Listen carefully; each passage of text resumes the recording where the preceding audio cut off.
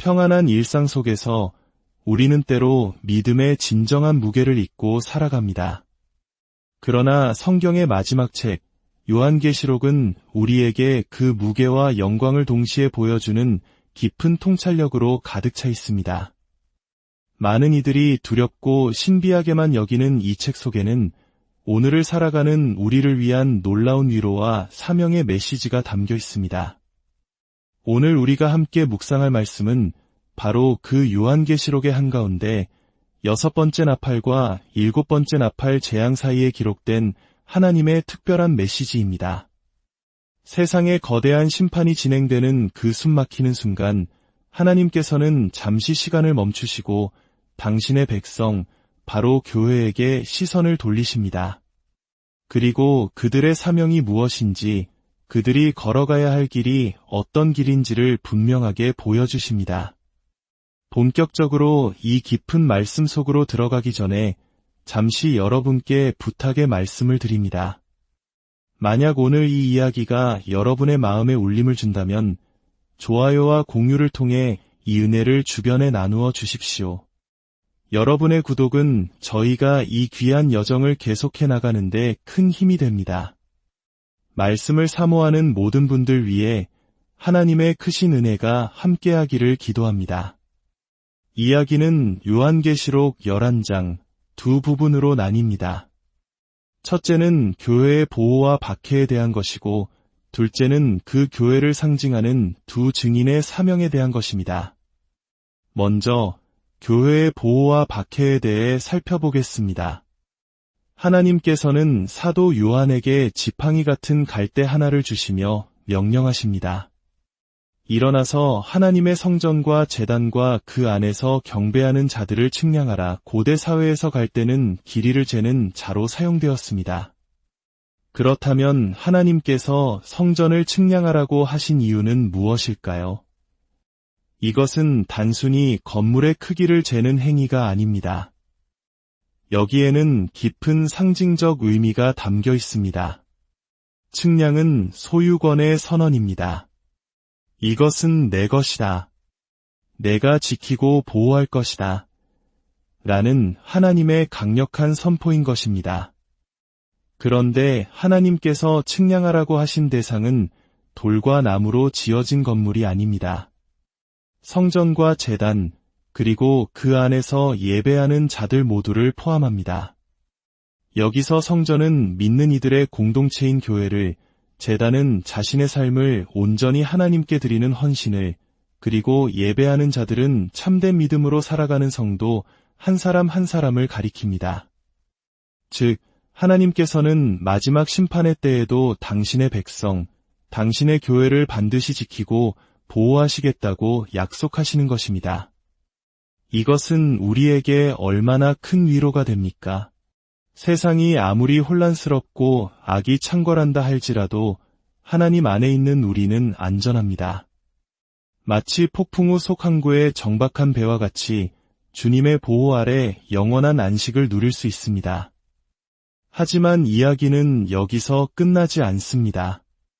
2절에서 분위기는 급격하게 바뀝니다.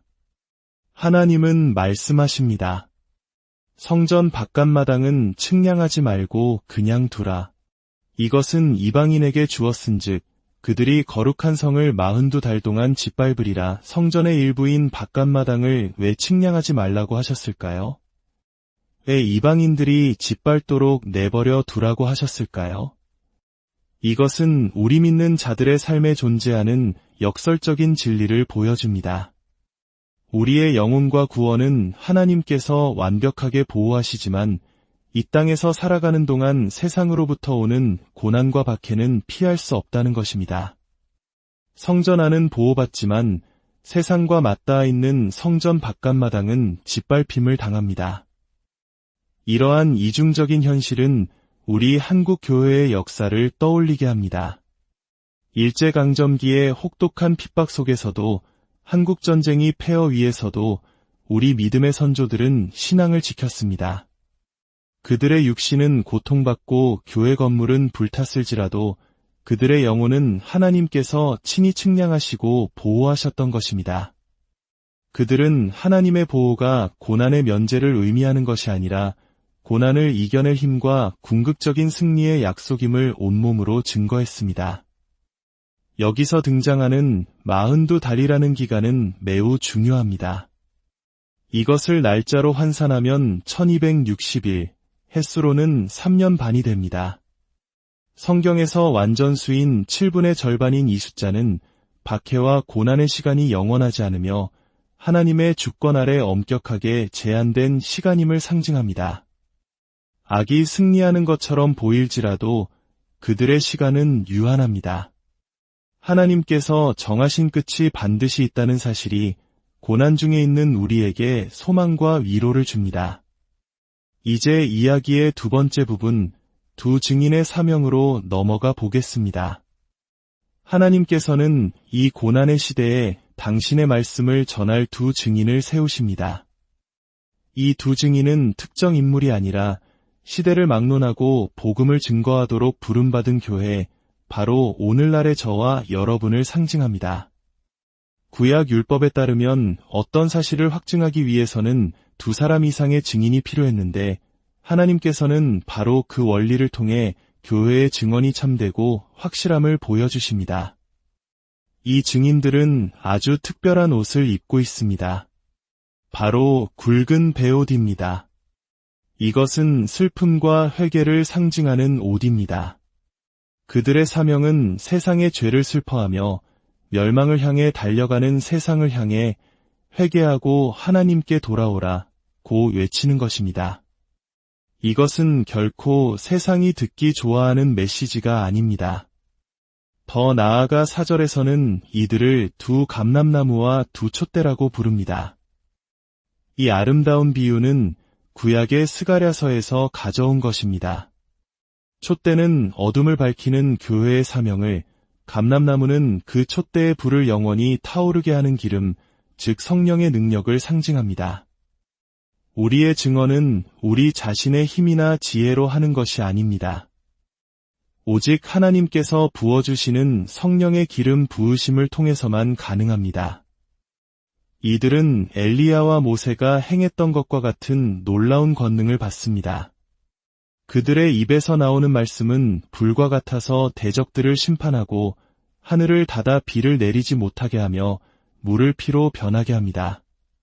그러나 우리가 기억해야 할 것은 이 권능이 세상을 지배하기 위한 힘이 아니라 고난 속에서도 담대히 복음을 전하고 이 땅을 섬기기 위해 주어진 능력이라는 점입니다.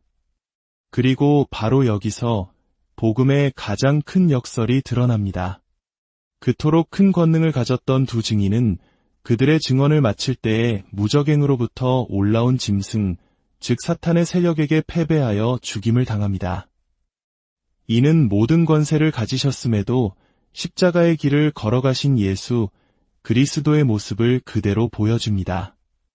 복음을 따르는 길은 세상적인 성공과 영광의 길이 아니라 자기를 부인하고 십자가를 지는 순교의 길임을 분명히 하시는 것입니다. 세상은 그들의 죽음을 보고 기뻐하며 서로 선물을 주고받으며 축하합니다. 왜냐하면 그들의 의로운 증언이 세상의 양심을 찔렀고 죄를 불편하게 만들었기 때문입니다. 세상은 진리의 빛을 미워합니다. 그들의 시신은 장사되지 못한 채 3일 반 동안 길거리에 버려져 조롱당합니다. 다시 한번 3일 반이라는 제한된 시간이 등장합니다. 악의 승리는 이처럼 짧고 일시적일 뿐입니다. 그러나 이야기는 비극으로 끝나지 않습니다. 3일 반이 지나자 하나님의 생기가 그들 속으로 들어갑니다. 그들은 다시 살아나 자신들의 발로 일어섭니다. 조롱하던 자들은 이제 큰 두려움에 휩싸입니다. 죽은 마른 뼈들이 살아나 거대한 군대를 이루었던 에스겔, 골짜기의 환상이 재현되는 순간입니다. 이것은 교회의 부활과 최후의 승리를 보여주는 장엄한 장면입니다. 그리고 하늘로부터 큰 음성이 들려옵니다.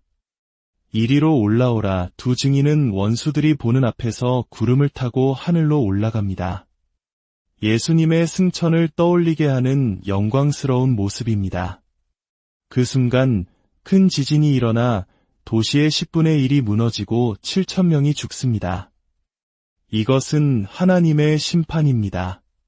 하지만 놀랍게도 살아남은 자들은 두려워하며 하늘의 하나님께 영광을 돌립니다. 심판 속에서도 끝까지 회개할 기회를 주시는 하나님의 은혜를 발견하게 됩니다. 하나님은 한 영혼이라도 더 구원받기를 원하시며 마지막 순간까지 참고 기다리시는 사랑의 하나님이십니다. 사랑하는 성도 여러분, 오늘 이 말씀은 우리에게 무엇을 말하고 있습니까? 우리는 이 시대의 두 증인으로 부름받은 사람들입니다. 성령의 능력에 힘입어 복음을 증거해야 할 사명이 우리에게 있습니다. 그리고 그 사명에는 반드시 대가가 따른다는 것을 기억해야 합니다. 첫째, 우리는 복음을 제대로 이해해야 합니다. 복음의 달콤한 위로뿐만 아니라 우리에게 희생과 헌신을 요구하는 쓴맛까지도 온전히 받아들여야 합니다. 둘째, 우리는 순교자적 자세를 가져야 합니다. 편안함과 안락함을 추구하는 삶이 아니라 복음을 위해 기꺼이 고난받고 심지어 죽음까지도 각오하는 믿음이 필요합니다. 셋째, 우리는 궁극적인 승리를 확신해야 합니다. 이 땅에서 우리의 삶이 예수님처럼 비참하게 끝나는 것처럼 보일지라도 하나님께서 반드시 우리를 다시 살리시고 영원한 승리를 주실 것을 믿어야 합니다. 지금 나의 삶은 어디를 향해 가고 있습니까? 세상의 편안함에 안주하여 복음의 대가를 치르기를 거부하고 있지는 않습니까? 아니면 고난이 따를지라도 예수님의 십자가 길을 묵묵히 따라갈 준비가 되어 있으십니까? 우리 모두 이 땅에서 잠시 겪는 고난에 낙심하지 말고 두 증인처럼 담대하게 복음의 증인으로 살아갑시다. 그리하여 마침내 주님 앞에 서는 그날 부활의 영광과 참된 승리를 맛보는 저와 여러분이 되기를 주님의 이름으로 간절히 평안한 일상 속에서 우리는 때로 믿음의 진정한 무게를 잊고 살아갑니다. 그러나 성경의 마지막 책 요한계시록은 우리에게 그 무게와 영광을 동시에 보여주는 깊은 통찰력으로 가득 차 있습니다. 많은 이들이 두렵고 신비하게만 여기는 이 책 속에는 오늘을 살아가는 우리를 위한 놀라운 위로와 사명의 메시지가 담겨 있습니다. 오늘 우리가 함께 묵상할 말씀은 바로 그 요한계시록의 한가운데 6번째 나팔과 7번째 나팔 재앙 사이에 기록된 하나님의 특별한 메시지입니다. 세상의 거대한 심판이 진행되는 그 숨막히는 순간 하나님께서는 잠시 시간을 멈추시고 당신의 백성, 바로 교회에게 시선을 돌리십니다. 그리고 그들의 사명이 무엇인지, 그들이 걸어가야 할 길이 어떤 길인지를 분명하게 보여주십니다. 본격적으로 이 깊은 말씀 속으로 들어가기 전에 잠시 여러분께 부탁의 말씀을 드립니다. 만약 오늘 이 이야기가 여러분의 마음에 울림을 준다면 좋아요와 공유를 통해 이 은혜를 주변에 나누어 주십시오. 여러분의 구독은 저희가 이 귀한 여정을 계속해 나가는데 큰 힘이 됩니다. 말씀을 사모하는 모든 분들 위해 하나님의 크신 은혜가 함께하기를 기도합니다. 이야기는 요한계시록 11장 두 부분으로 나뉩니다. 첫째는 교회의 보호와 박해에 대한 것이고 둘째는 그 교회를 상징하는 두 증인의 사명에 대한 것입니다. 먼저 교회의 보호와 박해에 대해 살펴보겠습니다. 하나님께서는 사도 요한에게 지팡이 같은 갈대 하나를 주시며 명령하십니다. 일어나서 하나님의 성전과 제단과 그 안에서 경배하는 자들을 측량하라. 고대 사회에서 갈대는 길이를 재는 자로 사용되었습니다. 그렇다면 하나님께서 성전을 측량하라고 하신 이유는 무엇일까요? 이것은 단순히 건물의 크기를 재는 행위가 아닙니다. 여기에는 깊은 상징적 의미가 담겨 있습니다. 측량은 소유권의 선언입니다. 이것은 내 것이다. 내가 지키고 보호할 것이다. 라는 하나님의 강력한 선포인 것입니다. 그런데 하나님께서 측량하라고 하신 대상은 돌과 나무로 지어진 건물이 아닙니다. 성전과 제단, 그리고 그 안에서 예배하는 자들 모두를 포함합니다. 여기서 성전은 믿는 이들의 공동체인 교회를, 제단은 자신의 삶을 온전히 하나님께 드리는 헌신을, 그리고 예배하는 자들은 참된 믿음으로 살아가는 성도 한 사람 한 사람을 가리킵니다. 즉, 하나님께서는 마지막 심판의 때에도 당신의 백성, 당신의 교회를 반드시 지키고 보호하시겠다고 약속하시는 것입니다. 이것은 우리에게 얼마나 큰 위로가 됩니까? 세상이 아무리 혼란스럽고 악이 창궐한다 할지라도 하나님 안에 있는 우리는 안전합니다. 마치 폭풍 후 속 항구의 정박한 배와 같이 주님의 보호 아래 영원한 안식을 누릴 수 있습니다. 하지만 이야기는 여기서 끝나지 않습니다. 2절에서 분위기는 급격하게 바뀝니다. 하나님은 말씀하십니다. 성전 바깥마당은 측량하지 말고 그냥 두라. 이것은 이방인에게 주었은즉 그들이 거룩한 성을 42달 동안 짓밟으리라. 성전의 일부인 바깥마당을 왜 측량하지 말라고 하셨을까요? 왜 이방인들이 짓밟도록 내버려 두라고 하셨을까요? 이것은 우리 믿는 자들의 삶에 존재하는 역설적인 진리를 보여줍니다. 우리의 영혼과 구원은 하나님께서 완벽하게 보호하시지만 이 땅에서 살아가는 동안 세상으로부터 오는 고난과 박해는 피할 수 없다는 것입니다. 성전 안은 보호받지만 세상과 맞닿아 있는 성전 바깥마당은 짓밟힘을 당합니다. 이러한 이중적인 현실은 우리 한국 교회의 역사를 떠올리게 합니다. 일제강점기의 혹독한 핍박 속에서도 한국전쟁이 폐허 위에서도 우리 믿음의 선조들은 신앙을 지켰습니다. 그들의 육신은 고통받고 교회 건물은 불탔을지라도 그들의 영혼은 하나님께서 친히 측량하시고 보호하셨던 것입니다. 그들은 하나님의 보호가 고난의 면제를 의미하는 것이 아니라 고난을 이겨낼 힘과 궁극적인 승리의 약속임을 온몸으로 증거했습니다. 여기서 등장하는 42달이라는 기간은 매우 중요합니다. 이것을 날짜로 환산하면 1260일, 햇수로는 3년 반이 됩니다.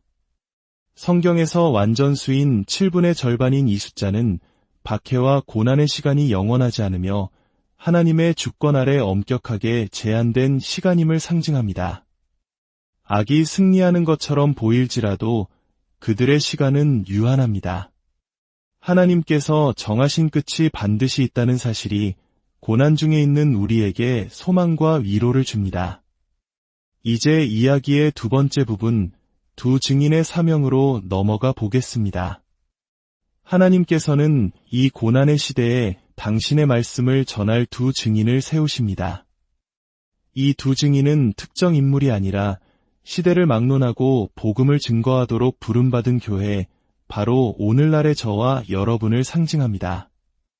구약 율법에 따르면 어떤 사실을 확증하기 위해서는 두 사람 이상의 증인이 필요했는데 하나님께서는 바로 그 원리를 통해 교회의 증언이 참되고 확실함을 보여주십니다.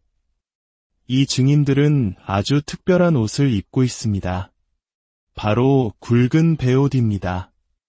이것은 슬픔과 회개를 상징하는 옷입니다. 그들의 사명은 세상의 죄를 슬퍼하며 멸망을 향해 달려가는 세상을 향해 회개하고 하나님께 돌아오라 고 외치는 것입니다. 이것은 결코 세상이 듣기 좋아하는 메시지가 아닙니다. 더 나아가 4절에서는 이들을 두 감람나무와 두 촛대라고 부릅니다. 이 아름다운 비유는 구약의 스가랴서에서 가져온 것입니다. 촛대는 어둠을 밝히는 교회의 사명을, 감람나무는 그 촛대의 불을 영원히 타오르게 하는 기름, 즉 성령의 능력을 상징합니다. 우리의 증언은 우리 자신의 힘이나 지혜로 하는 것이 아닙니다. 오직 하나님께서 부어주시는 성령의 기름 부으심을 통해서만 가능합니다. 이들은 엘리야와 모세가 행했던 것과 같은 놀라운 권능을 받습니다. 그들의 입에서 나오는 말씀은 불과 같아서 대적들을 심판하고 하늘을 닫아 비를 내리지 못하게 하며 물을 피로 변하게 합니다. 그러나 우리가 기억해야 할 것은 이 권능이 세상을 지배하기 위한 힘이 아니라 고난 속에서도 담대히 복음을 전하고 이 땅을 섬기기 위해 주어진 능력이라는 점입니다. 그리고 바로 여기서 복음의 가장 큰 역설이 드러납니다. 그토록 큰 권능을 가졌던 두 증인은 그들의 증언을 마칠 때에 무적행으로부터 올라온 짐승, 즉 사탄의 세력에게 패배하여 죽임을 당합니다. 이는 모든 권세를 가지셨음에도 십자가의 길을 걸어가신 예수, 그리스도의 모습을 그대로 보여줍니다. 복음을 따르는 길은 세상적인 성공과 영광의 길이 아니라 자기를 부인하고 십자가를 지는 순교의 길임을 분명히 하시는 것입니다. 세상은 그들의 죽음을 보고 기뻐하며 서로 선물을 주고받으며 축하합니다. 왜냐하면 그들의 의로운 증언이 세상의 양심을 찔렀고 죄를 불편하게 만들었기 때문입니다. 세상은 진리의 빛을 미워합니다. 그들의 시신은 장사되지 못한 채 3일 반 동안 길거리에 버려져 조롱당합니다. 다시 한번 3일 반이라는 제한된 시간이 등장합니다. 악의 승리는 이처럼 짧고 일시적일 뿐입니다. 그러나 이야기는 비극으로 끝나지 않습니다. 3일 반이 지나자 하나님의 생기가 그들 속으로 들어갑니다. 그들은 다시 살아나 자신들의 발로 일어섭니다. 조롱하던 자들은 이제 큰 두려움에 휩싸입니다. 죽은 마른 뼈들이 살아나 거대한 군대를 이루었던 에스겔 골짜기의 환상이 재현되는 순간입니다. 이것은 교회의 부활과 최후의 승리를 보여주는 장엄한 장면입니다. 그리고 하늘로부터 큰 음성이 들려옵니다. 이리로 올라오라. 두 증인은 원수들이 보는 앞에서 구름을 타고 하늘로 올라갑니다. 예수님의 승천을 떠올리게 하는 영광스러운 모습입니다. 그 순간 큰 지진이 일어나 도시의 10분의 1이 무너지고 7,000명이 죽습니다. 이것은 하나님의 심판입니다. 하지만 놀랍게도 살아남은 자들은 두려워하며 하늘의 하나님께 영광을 돌립니다. 심판 속에서도 끝까지 회개할 기회를 주시는 하나님의 은혜를 발견하게 됩니다. 하나님은 한 영혼이라도 더 구원받기를 원하시며 마지막 순간까지 참고 기다리시는 사랑의 하나님이십니다. 사랑하는 성도 여러분, 오늘 이 말씀은 우리에게 무엇을 말하고 있습니까? 우리는 이 시대의 두 증인으로 부름받은 사람들입니다. 성령의 능력에 힘입어 복음을 증거해야 할 사명이 우리에게 있습니다. 그리고 그 사명에는 반드시 대가가 따른다는 것을 기억해야 합니다. 첫째, 우리는 복음을 제대로 이해해야 합니다. 복음의 달콤한 위로뿐만 아니라 우리에게 희생과 헌신을 요구하는 쓴맛까지도 온전히 받아들여야 합니다. 둘째, 우리는 순교자적 자세를 가져야 합니다.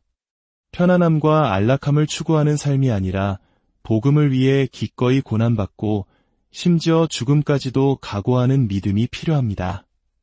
셋째, 우리는 궁극적인 승리를 확신해야 합니다. 이 땅에서 우리의 삶이 예수님처럼 비참하게 끝나는 것처럼 보일지라도 하나님께서 반드시 우리를 다시 살리시고 영원한 승리를 주실 것을 믿어야 합니다. 지금 나의 삶은 어디를 향해 가고 있습니까? 세상의 편안함에 안주하여 복음의 대가를 치르기를 거부하고 있지는 않습니까? 아니면 고난이 따를지라도 예수님의 십자가 길을 묵묵히 따라갈 준비가 되어 있으십니까? 우리 모두 이 땅에서 잠시 겪는 고난에 낙심하지 말고 두 증인처럼 담대하게 복음의 증인으로 살아갑시다. 그리하여 마침내 주님 앞에 서는 그날 부활의 영광과 참된 승리를 맛보는 저와 여러분이 되기를 주님의 이름으로 간절히 평안한 일상 속에서 우리는 때로 믿음의 진정한 무게를 잊고 살아갑니다. 그러나 성경의 마지막 책, 요한계시록은 우리에게 그 무게와 영광을 동시에 보여주는 깊은 통찰력으로 가득 차 있습니다. 많은 이들이 두렵고 신비하게만 여기는 이 책 속에는 오늘을 살아가는 우리를 위한 놀라운 위로와 사명의 메시지가 담겨 있습니다. 오늘 우리가 함께 묵상할 말씀은 바로 그 요한계시록의 한가운데 6번째 나팔과 7번째 나팔 재앙 사이에 기록된 하나님의 특별한 메시지입니다. 세상에 거대한 심판이 진행되는 그 숨막히는 순간 하나님께서는 잠시 시간을 멈추시고 당신의 백성, 바로 교회에게 시선을 돌리십니다. 그리고 그들의 사명이 무엇인지, 그들이 걸어가야 할 길이 어떤 길인지를 분명하게 보여주십니다. 본격적으로 이 깊은 말씀 속으로 들어가기 전에 잠시 여러분께 부탁의 말씀을 드립니다. 만약 오늘 이 이야기가 여러분의 마음에 울림을 준다면 좋아요와 공유를 통해 이 은혜를 주변에 나누어 주십시오. 여러분의 구독은 저희가 이 귀한 여정을 계속해 나가는데 큰 힘이 됩니다. 말씀을 사모하는 모든 분들 위해 하나님의 크신 은혜가 함께하기를 기도합니다. 이야기는 요한계시록 11장 두 부분으로 나뉩니다. 첫째는 교회의 보호와 박해에 대한 것이고, 둘째는 그 교회를 상징하는 두 증인의 사명에 대한 것입니다. 먼저 교회의 보호와 박해에 대해 살펴보겠습니다. 하나님께서는 사도 요한에게 지팡이 같은 갈대 하나를 주시며 명령하십니다. 일어나서 하나님의 성전과 제단과 그 안에서 경배하는 자들을 측량하라. 고대 사회에서 갈대는 길이를 재는 자로 사용되었습니다. 그렇다면 하나님께서 성전을 측량하라고 하신 이유는 무엇일까요? 이것은 단순히 건물의 크기를 재는 행위가 아닙니다. 여기에는 깊은 상징적 의미가 담겨 있습니다. 측량은 소유권의 선언입니다. 이것은 내 것이다. 내가 지키고 보호할 것이다. 라는 하나님의 강력한 선포인 것입니다. 그런데 하나님께서 측량하라고 하신 대상은 돌과 나무로 지어진 건물이 아닙니다. 성전과 제단, 그리고 그 안에서 예배하는 자들 모두를 포함합니다. 여기서 성전은 믿는 이들의 공동체인 교회를, 제단은 자신의 삶을 온전히 하나님께 드리는 헌신을, 그리고 예배하는 자들은 참된 믿음으로 살아가는 성도 한 사람 한 사람을 가리킵니다. 즉, 하나님께서는 마지막 심판의 때에도 당신의 백성, 당신의 교회를 반드시 지키고 보호하시겠다고 약속하시는 것입니다. 이것은 우리에게 얼마나 큰 위로가 됩니까? 세상이 아무리 혼란스럽고 악이 창궐한다 할지라도 하나님 안에 있는 우리는 안전합니다. 마치 폭풍 후 속 항구의 정박한 배와 같이 주님의 보호 아래 영원한 안식을 누릴 수 있습니다. 하지만 이야기는 여기서 끝나지 않습니다. 2절에서 분위기는 급격하게 바뀝니다. 하나님은 말씀하십니다. 성전 바깥마당은 측량하지 말고 그냥 두라. 이것은 이방인에게 주었은즉 그들이 거룩한 성을 42달 동안 짓밟으리라. 성전의 일부인 바깥마당을 왜 측량하지 말라고 하셨을까요? 왜 이방인들이 짓밟도록 내버려 두라고 하셨을까요? 이것은 우리 믿는 자들의 삶에 존재하는 역설적인 진리를 보여줍니다. 우리의 영혼과 구원은 하나님께서 완벽하게 보호하시지만 이 땅에서 살아가는 동안 세상으로부터 오는 고난과 박해는 피할 수 없다는 것입니다. 성전 안은 보호받지만 세상과 맞닿아 있는 성전 바깥마당은 짓밟힘을 당합니다. 이러한 이중적인 현실은 우리 한국 교회의 역사를 떠올리게 합니다. 일제강점기의 혹독한 핍박 속에서도, 한국전쟁이 폐허 위에서도 우리 믿음의 선조들은 신앙을 지켰습니다. 그들의 육신은 고통받고 교회 건물은 불탔을지라도 그들의 영혼은 하나님께서 친히 측량하시고 보호하셨던 것입니다. 그들은 하나님의 보호가 고난의 면제를 의미하는 것이 아니라 고난을 이겨낼 힘과 궁극적인 승리의 약속임을 온몸으로 증거했습니다. 여기서 등장하는 42달이라는 기간은 매우 중요합니다. 이것을 날짜로 환산하면 1260일, 횟수로는 3년 반이 됩니다. 성경에서 완전수인 7분의 절반인 이 숫자는 박해와 고난의 시간이 영원하지 않으며 하나님의 주권 아래 엄격하게 제한된 시간임을 상징합니다. 악이 승리하는 것처럼 보일지라도 그들의 시간은 유한합니다. 하나님께서 정하신 끝이 반드시 있다는 사실이 고난 중에 있는 우리에게 소망과 위로를 줍니다. 이제 이야기의 두 번째 부분, 두 증인의 사명으로 넘어가 보겠습니다.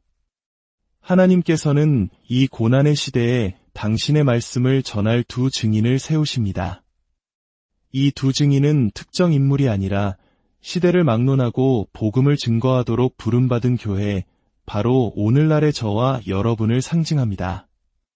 구약 율법에 따르면 어떤 사실을 확증하기 위해서는 두 사람 이상의 증인이 필요했는데 하나님께서는 바로 그 원리를 통해 교회의 증언이 참되고 확실함을 보여주십니다. 이 증인들은 아주 특별한 옷을 입고 있습니다. 바로 굵은 베옷입니다. 이것은 슬픔과 회개를 상징하는 옷입니다. 그들의 사명은 세상의 죄를 슬퍼하며 멸망을 향해 달려가는 세상을 향해 회개하고 하나님께 돌아오라 고 외치는 것입니다. 이것은 결코 세상이 듣기 좋아하는 메시지가 아닙니다. 더 나아가 4절에서는 이들을 두 감람나무와 두 촛대라고 부릅니다. 이 아름다운 비유는 구약의 스가랴서에서 가져온 것입니다. 촛대는 어둠을 밝히는 교회의 사명을, 감람나무는 그 촛대의 불을 영원히 타오르게 하는 기름, 즉 성령의 능력을 상징합니다. 우리의 증언은 우리 자신의 힘이나 지혜로 하는 것이 아닙니다. 오직 하나님께서 부어주시는 성령의 기름 부으심을 통해서만 가능합니다. 이들은 엘리야와 모세가 행했던 것과 같은 놀라운 권능을 받습니다. 그들의 입에서 나오는 말씀은 불과 같아서 대적들을 심판하고 하늘을 닫아 비를 내리지 못하게 하며 물을 피로 변하게 합니다. 그러나 우리가 기억해야 할 것은 이 권능이 세상을 지배하기 위한 힘이 아니라 고난 속에서도 담대히 복음을 전하고 이 땅을 섬기기 위해 주어진 능력이라는 점입니다. 그리고 바로 여기서 복음의 가장 큰 역설이 드러납니다. 그토록 큰 권능을 가졌던 두 증인은 그들의 증언을 마칠 때에 무적행으로부터 올라온 짐승, 즉 사탄의 세력에게 패배하여 죽임을 당합니다. 이는 모든 권세를 가지셨음에도 십자가의 길을 걸어가신 예수, 그리스도의 모습을 그대로 보여줍니다. 복음을 따르는 길은 세상적인 성공과 영광의 길이 아니라 자기를 부인하고 십자가를 지는 순교의 길임을 분명히 하시는 것입니다. 세상은 그들의 죽음을 보고 기뻐하며 서로 선물을 주고받으며 축하합니다. 왜냐하면 그들의 의로운 증언이 세상의 양심을 찔렀고 죄를 불편하게 만들었기 때문입니다. 세상은 진리의 빛을 미워합니다. 그들의 시신은 장사되지 못한 채 3일 반 동안 길거리에 버려져 조롱당합니다. 다시 한번 3일 반이라는 제한된 시간이 등장합니다. 악의 승리는 이처럼 짧고 일시적일 뿐입니다. 그러나 이야기는 비극으로 끝나지 않습니다. 3일 반이 지나자 하나님의 생기가 그들 속으로 들어갑니다. 그들은 다시 살아나 자신들의 발로 일어섭니다. 조롱하던 자들은 이제 큰 두려움에 휩싸입니다. 죽은 마른 뼈들이 살아나 거대한 군대를 이루었던 에스겔, 골짜기의 환상이 재현되는 순간입니다. 이것은 교회의 부활과 최후의 승리를 보여주는 장엄한 장면입니다. 그리고 하늘로부터 큰 음성이 들려옵니다. 이리로 올라오라. 두 증인은 원수들이 보는 앞에서 구름을 타고 하늘로 올라갑니다. 예수님의 승천을 떠올리게 하는 영광스러운 모습입니다. 그 순간 큰 지진이 일어나 도시의 10분의 1이 무너지고 7천 명이 죽습니다. 이것은 하나님의 심판입니다. 하지만 놀랍게도 살아남은 자들은 두려워하며 하늘의 하나님께 영광을 돌립니다. 심판 속에서도 끝까지 회개할 기회를 주시는 하나님의 은혜를 발견하게 됩니다. 하나님은 한 영혼이라도 더 구원받기를 원하시며 마지막 순간까지 참고 기다리시는 사랑의 하나님이십니다. 사랑하는 성도 여러분, 오늘 이 말씀은 우리에게 무엇을 말하고 있습니까? 우리는 이 시대의 두 증인으로 부름받은 사람들입니다. 성령의 능력에 힘입어 복음을 증거해야 할 사명이 우리에게 있습니다. 그리고 그 사명에는 반드시 대가가 따른다는 것을 기억해야 합니다. 첫째, 우리는 복음을 제대로 이해해야 합니다. 복음의 달콤한 위로뿐만 아니라 우리에게 희생과 헌신을 요구하는 쓴맛까지도 온전히 받아들여야 합니다. 둘째, 우리는 순교자적 자세를 가져야 합니다. 편안함과 안락함을 추구하는 삶이 아니라 복음을 위해 기꺼이 고난받고 심지어 죽음까지도 각오하는 믿음이 필요합니다. 셋째, 우리는 궁극적인 승리를 확신해야 합니다. 이 땅에서 우리의 삶이 예수님처럼 비참하게 끝나는 것처럼 보일지라도 하나님께서 반드시 우리를 다시 살리시고 영원한 승리를 주실 것을 믿어야 합니다. 지금 나의 삶은 어디를 향해 가고 있습니까? 세상의 편안함에 안주하여 복음의 대가를 치르기를 거부하고 있지는 않습니까? 아니면 고난이 따를지라도 예수님의 십자가 길을 묵묵히 따라갈 준비가 되어 있으십니까? 우리 모두 이 땅에서 잠시 겪는 고난에 낙심하지 말고 두 증인처럼 담대하게 복음의 증인으로 살아갑시다. 그리하여 마침내 주님 앞에 서는 그날 부활의 영광과 참된 승리를 맛보는 저와 여러분이 되기를 주님의 이름으로 간절히 평안한 일상 속에서 우리는 때로 믿음의 진정한 무게를 잊고 살아갑니다. 그러나 성경의 마지막 책 요한계시록은 우리에게 그 무게와 영광을 동시에 보여주는 깊은 통찰력으로 가득 차 있습니다. 많은 이들이 두렵고 신비하게만 여기는 이 책 속에는 오늘을 살아가는 우리를 위한 놀라운 위로와 사명의 메시지가 담겨 있습니다.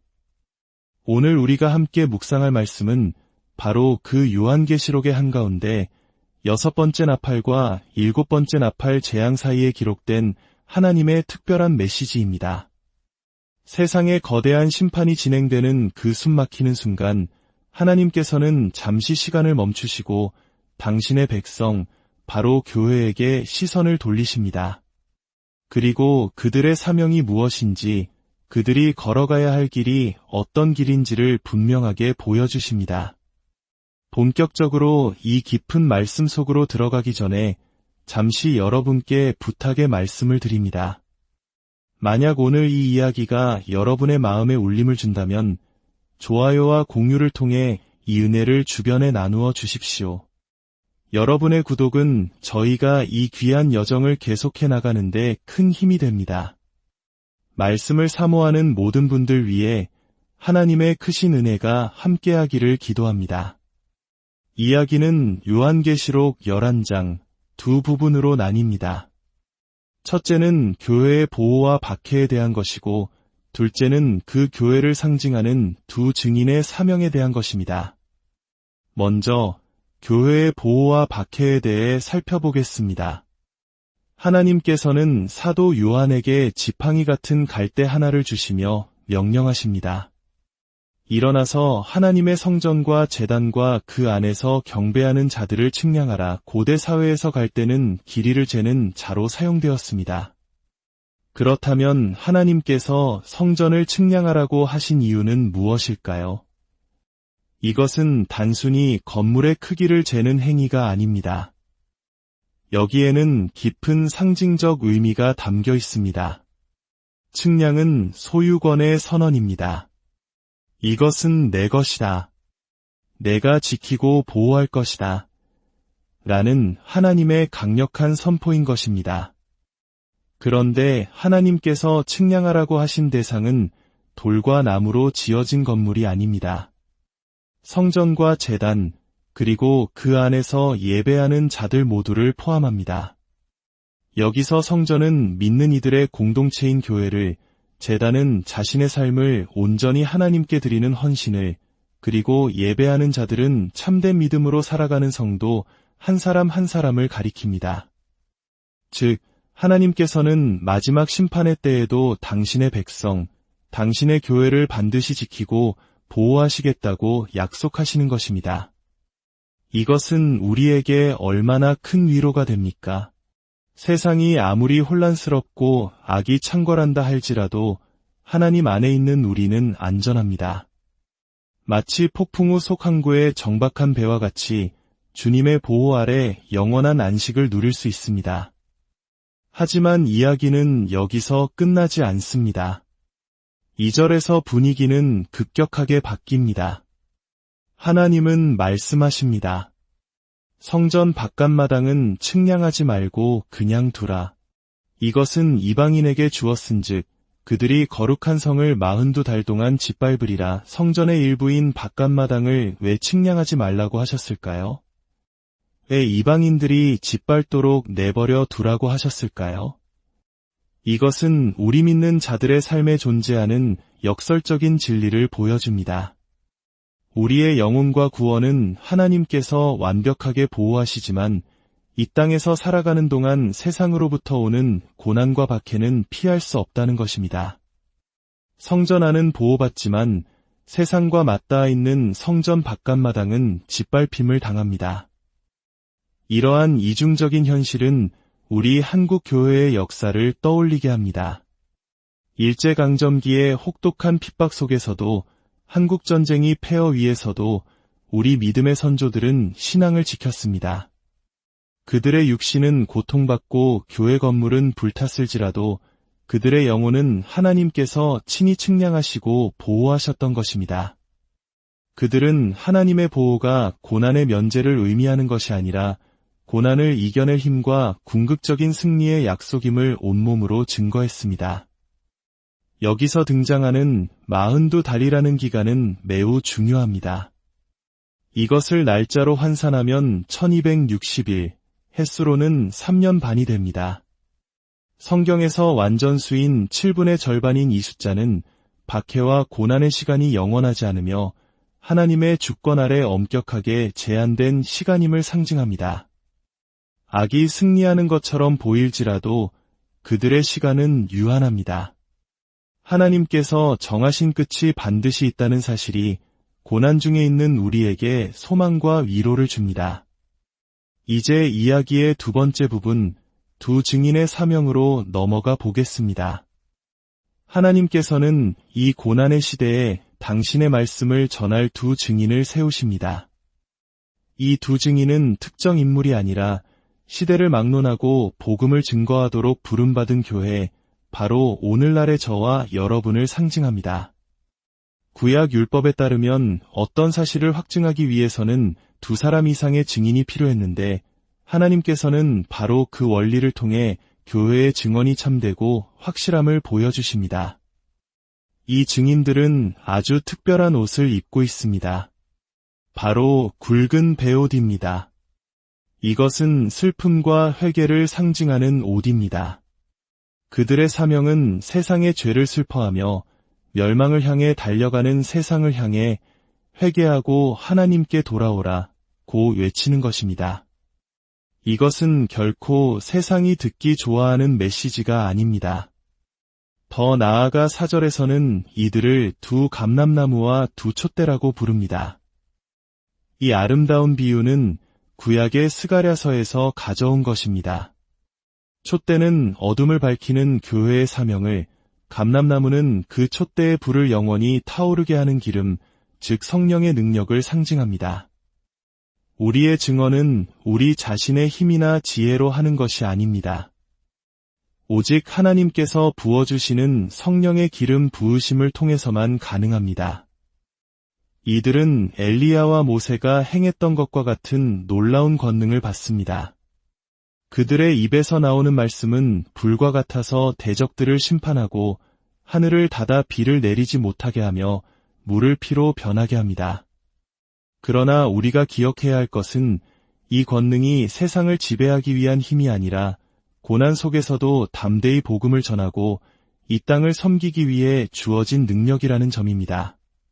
그리고 바로 여기서 복음의 가장 큰 역설이 드러납니다.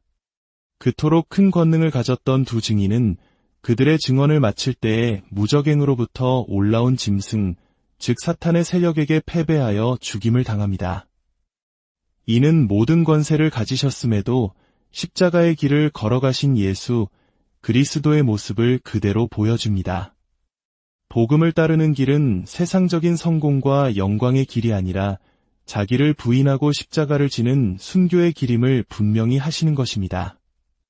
세상은 그들의 죽음을 보고 기뻐하며 서로 선물을 주고받으며 축하합니다. 왜냐하면 그들의 의로운 증언이 세상의 양심을 찔렀고 죄를 불편하게 만들었기 때문입니다. 세상은 진리의 빛을 미워합니다. 그들의 시신은 장사되지 못한 채 3일 반 동안 길거리에 버려져 조롱당합니다. 다시 한번 3일 반이라는 제한된 시간이 등장합니다. 악의 승리는 이처럼 짧고 일시적일 뿐입니다. 그러나 이야기는 비극으로 끝나지 않습니다. 3일 반이 지나자 하나님의 생기가 그들 속으로 들어갑니다. 그들은 다시 살아나 자신들의 발로 일어섭니다. 조롱하던 자들은 이제 큰 두려움에 휩싸입니다. 죽은 마른 뼈들이 살아나 거대한 군대를 이루었던 에스겔 골짜기의 환상이 재현되는 순간입니다. 이것은 교회의 부활과 최후의 승리를 보여주는 장엄한 장면입니다. 그리고 하늘로부터 큰 음성이 들려옵니다. 이리로 올라오라. 두 증인은 원수들이 보는 앞에서 구름을 타고 하늘로 올라갑니다. 예수님의 승천을 떠올리게 하는 영광스러운 모습입니다. 그 순간 큰 지진이 일어나 도시의 10분의 1이 무너지고 7,000명이 죽습니다. 이것은 하나님의 심판입니다. 하지만 놀랍게도 살아남은 자들은 두려워하며 하늘의 하나님께 영광을 돌립니다. 심판 속에서도 끝까지 회개할 기회를 주시는 하나님의 은혜를 발견하게 됩니다. 하나님은 한 영혼이라도 더 구원받기를 원하시며 마지막 순간까지 참고 기다리시는 사랑의 하나님이십니다. 사랑하는 성도 여러분, 오늘 이 말씀은 우리에게 무엇을 말하고 있습니까? 우리는 이 시대의 두 증인으로 부름받은 사람들입니다. 성령의 능력에 힘입어 복음을 증거해야 할 사명이 우리에게 있습니다. 그리고 그 사명에는 반드시 대가가 따른다는 것을 기억해야 합니다. 첫째, 우리는 복음을 제대로 이해해야 합니다. 복음의 달콤한 위로뿐만 아니라 우리에게 희생과 헌신을 요구하는 쓴맛까지도 온전히 받아들여야 합니다. 둘째, 우리는 순교자적 자세를 가져야 합니다. 편안함과 안락함을 추구하는 삶이 아니라 복음을 위해 기꺼이 고난받고 심지어 죽음까지도 각오하는 믿음이 필요합니다. 셋째, 우리는 궁극적인 승리를 확신해야 합니다. 이 땅에서 우리의 삶이 예수님처럼 비참하게 끝나는 것처럼 보일지라도 하나님께서 반드시 우리를 다시 살리시고 영원한 승리를 주실 것을 믿어야 합니다. 지금 나의 삶은 어디를 향해 가고 있습니까? 세상의 편안함에 안주하여 복음의 대가를 치르기를 거부하고 있지는 않습니까? 아니면 고난이 따를지라도 예수님의 십자가 길을 묵묵히 따라갈 준비가 되어 있으십니까? 우리 모두 이 땅에서 잠시 겪는 고난에 낙심하지 말고 두 증인처럼 담대하게 복음의 증인으로 살아갑시다. 그리하여 마침내 주님 앞에 서는 그날 부활의 영광과 참된 승리를 맛보는 저와 여러분이 되기를 주님의 이름으로 간절히 평안한 일상 속에서 우리는 때로 믿음의 진정한 무게를 잊고 살아갑니다. 그러나 성경의 마지막 책 요한계시록은 우리에게 그 무게와 영광을 동시에 보여주는 깊은 통찰력으로 가득 차 있습니다. 많은 이들이 두렵고 신비하게만 여기는 이 책 속에는 오늘을 살아가는 우리를 위한 놀라운 위로와 사명의 메시지가 담겨 있습니다. 오늘 우리가 함께 묵상할 말씀은 바로 그 요한계시록의 한가운데 6번째 나팔과 7번째 나팔 재앙 사이에 기록된 하나님의 특별한 메시지입니다. 세상에 거대한 심판이 진행되는 그 숨막히는 순간 하나님께서는 잠시 시간을 멈추시고 당신의 백성, 바로 교회에게 시선을 돌리십니다. 그리고 그들의 사명이 무엇인지, 그들이 걸어가야 할 길이 어떤 길인지를 분명하게 보여주십니다. 본격적으로 이 깊은 말씀 속으로 들어가기 전에 잠시 여러분께 부탁의 말씀을 드립니다. 만약 오늘 이 이야기가 여러분의 마음에 울림을 준다면 좋아요와 공유를 통해 이 은혜를 주변에 나누어 주십시오. 여러분의 구독은 저희가 이 귀한 여정을 계속해 나가는데 큰 힘이 됩니다. 말씀을 사모하는 모든 분들 위해 하나님의 크신 은혜가 함께하기를 기도합니다. 이야기는 요한계시록 11장 두 부분으로 나뉩니다. 첫째는 교회의 보호와 박해에 대한 것이고, 둘째는 그 교회를 상징하는 두 증인의 사명에 대한 것입니다. 먼저 교회의 보호와 박해에 대해 살펴보겠습니다. 하나님께서는 사도 요한에게 지팡이 같은 갈대 하나를 주시며 명령하십니다. 일어나서 하나님의 성전과 제단과 그 안에서 경배하는 자들을 측량하라. 고대 사회에서 갈대는 길이를 재는 자로 사용되었습니다. 그렇다면 하나님께서 성전을 측량하라고 하신 이유는 무엇일까요? 이것은 단순히 건물의 크기를 재는 행위가 아닙니다. 여기에는 깊은 상징적 의미가 담겨 있습니다. 측량은 소유권의 선언입니다. 이것은 내 것이다. 내가 지키고 보호할 것이다. 라는 하나님의 강력한 선포인 것입니다. 그런데 하나님께서 측량하라고 하신 대상은 돌과 나무로 지어진 건물이 아닙니다. 성전과 제단, 그리고 그 안에서 예배하는 자들 모두를 포함합니다. 여기서 성전은 믿는 이들의 공동체인 교회를, 제단은 자신의 삶을 온전히 하나님께 드리는 헌신을, 그리고 예배하는 자들은 참된 믿음으로 살아가는 성도 한 사람 한 사람을 가리킵니다. 즉, 하나님께서는 마지막 심판의 때에도 당신의 백성, 당신의 교회를 반드시 지키고 보호하시겠다고 약속하시는 것입니다. 이것은 우리에게 얼마나 큰 위로가 됩니까? 세상이 아무리 혼란스럽고 악이 창궐한다 할지라도 하나님 안에 있는 우리는 안전합니다. 마치 폭풍 후 속 항구의 정박한 배와 같이 주님의 보호 아래 영원한 안식을 누릴 수 있습니다. 하지만 이야기는 여기서 끝나지 않습니다. 2절에서 분위기는 급격하게 바뀝니다. 하나님은 말씀하십니다. 성전 바깥마당은 측량하지 말고 그냥 두라. 이것은 이방인에게 주었은즉 그들이 거룩한 성을 42달 동안 짓밟으리라. 성전의 일부인 바깥마당을 왜 측량하지 말라고 하셨을까요? 왜 이방인들이 짓밟도록 내버려 두라고 하셨을까요? 이것은 우리 믿는 자들의 삶에 존재하는 역설적인 진리를 보여줍니다. 우리의 영혼과 구원은 하나님께서 완벽하게 보호하시지만 이 땅에서 살아가는 동안 세상으로부터 오는 고난과 박해는 피할 수 없다는 것입니다. 성전 안은 보호받지만 세상과 맞닿아 있는 성전 바깥마당은 짓밟힘을 당합니다. 이러한 이중적인 현실은 우리 한국 교회의 역사를 떠올리게 합니다.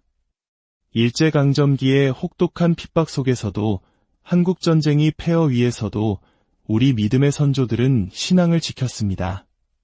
그들의 육신은 고통받고 교회 건물은 불탔을지라도 그들의 영혼은 하나님께서 친히 측량하시고 보호하셨던 것입니다. 그들은 하나님의 보호가 고난의 면제를 의미하는 것이 아니라 고난을 이겨낼 힘과 궁극적인 승리의 약속임을 온몸으로 증거했습니다. 여기서 등장하는 42달이라는 기간은 매우 중요합니다. 이것을 날짜로 환산하면 1260일, 햇수로는 3년 반이 됩니다. 성경에서 완전수인 7분의 절반인 이 숫자는 박해와 고난의 시간이 영원하지 않으며 하나님의 주권 아래 엄격하게 제한된 시간임을 상징합니다. 악이 승리하는 것처럼 보일지라도 그들의 시간은 유한합니다. 하나님께서 정하신 끝이 반드시 있다는 사실이 고난 중에 있는 우리에게 소망과 위로를 줍니다. 이제 이야기의 두 번째 부분, 두 증인의 사명으로 넘어가 보겠습니다.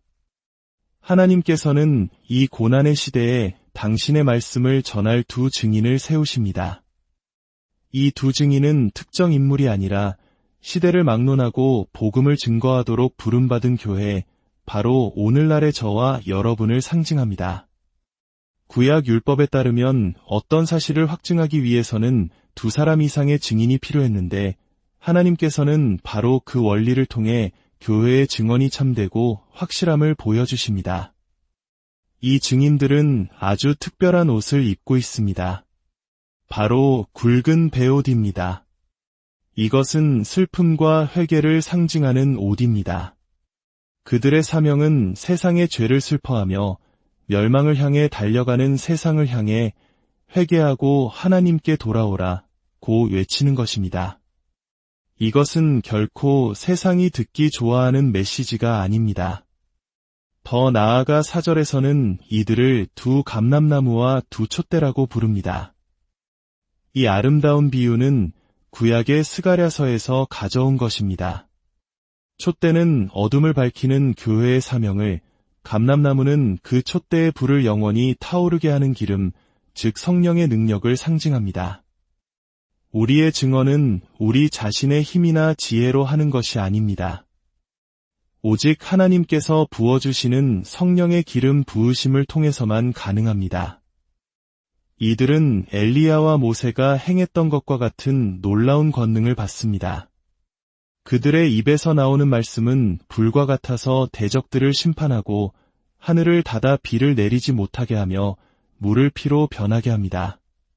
그러나 우리가 기억해야 할 것은 이 권능이 세상을 지배하기 위한 힘이 아니라 고난 속에서도 담대히 복음을 전하고 이 땅을 섬기기 위해 주어진 능력이라는 점입니다. 그리고 바로 여기서 복음의 가장 큰 역설이 드러납니다. 그토록 큰 권능을 가졌던 두 증인은 그들의 증언을 마칠 때에 무적행으로부터 올라온 짐승, 즉 사탄의 세력에게 패배하여 죽임을 당합니다. 이는 모든 권세를 가지셨음에도 십자가의 길을 걸어가신 예수, 그리스도의 모습을 그대로 보여줍니다. 복음을 따르는 길은 세상적인 성공과 영광의 길이 아니라 자기를 부인하고 십자가를 지는 순교의 길임을 분명히 하시는 것입니다. 세상은 그들의 죽음을 보고 기뻐하며 서로 선물을 주고받으며 축하합니다. 왜냐하면 그들의 의로운 증언이 세상의 양심을 찔렀고 죄를 불편하게 만들었기 때문입니다. 세상은 진리의 빛을 미워합니다. 그들의 시신은 장사되지 못한 채 3일 반 동안 길거리에 버려져 조롱당합니다. 다시 한번 3일 반이라는 제한된 시간이 등장합니다. 악의 승리는 이처럼 짧고 일시적일 뿐입니다. 그러나 이야기는 비극으로 끝나지 않습니다. 3일 반이 지나자 하나님의 생기가 그들 속으로 들어갑니다. 그들은 다시 살아나 자신들의 발로 일어섭니다. 조롱하던 자들은 이제 큰 두려움에 휩싸입니다. 죽은 마른 뼈들이 살아나 거대한 군대를 이루었던 에스겔, 골짜기의 환상이 재현되는 순간입니다. 이것은 교회의 부활과 최후의 승리를 보여주는 장엄한 장면입니다. 그리고 하늘로부터 큰 음성이 들려옵니다. 이리로 올라오라. 두 증인은 원수들이 보는 앞에서 구름을 타고 하늘로 올라갑니다.